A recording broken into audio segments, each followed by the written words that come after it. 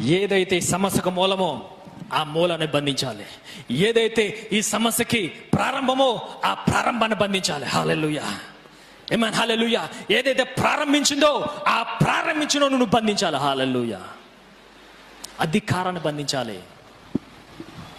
దేని బంధిస్తే ఎందుకు మాటి మాటికి మళ్ళీ మళ్ళీ మళ్ళీ మళ్ళీ ఇప్పుడు రోగం పోనా అనుకో, ఇంకో రోగం వస్తుంది. ఎందుకు వస్తుందో తెలుసా? నువ్వు రోగాన్ని మాత్రమే బంధిస్తున్నావు, రోగం పెట్టినోని బంధించట్లా. హల్లెలూయా. ఆ అధికారాన్ని బంధించట్లా.